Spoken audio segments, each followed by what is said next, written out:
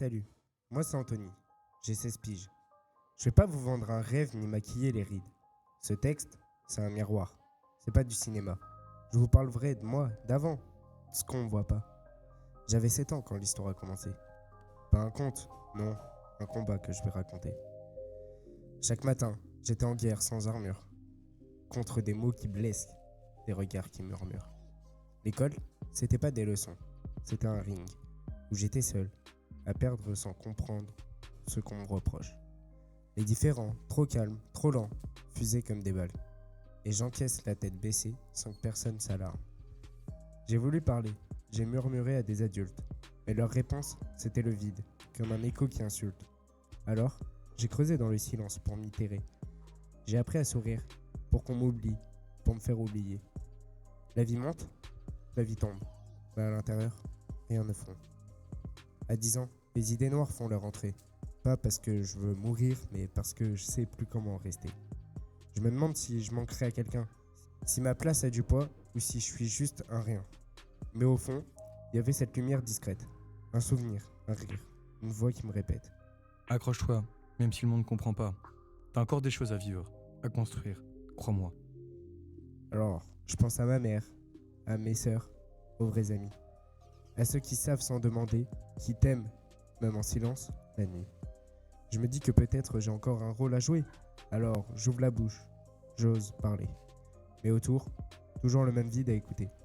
La vie cogne, la vie ment. Il faut rester vivant.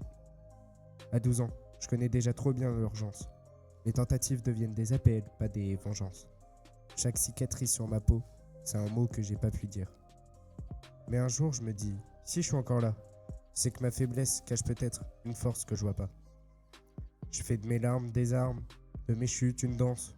Je me relève même si c'est lent, même si j'avance sans confiance.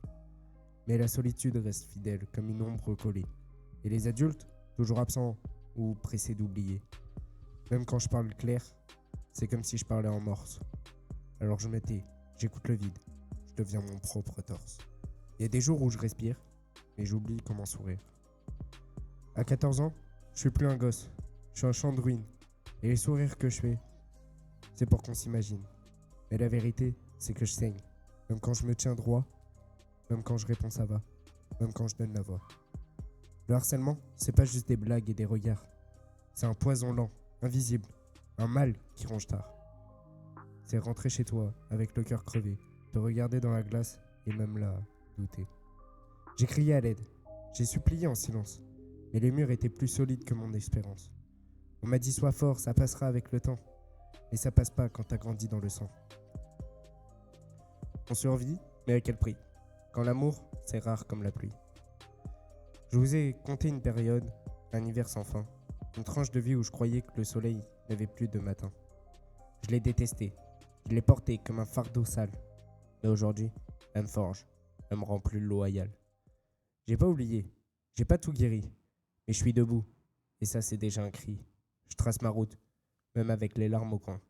J'y vis, j'avance, et je vous tends le poing.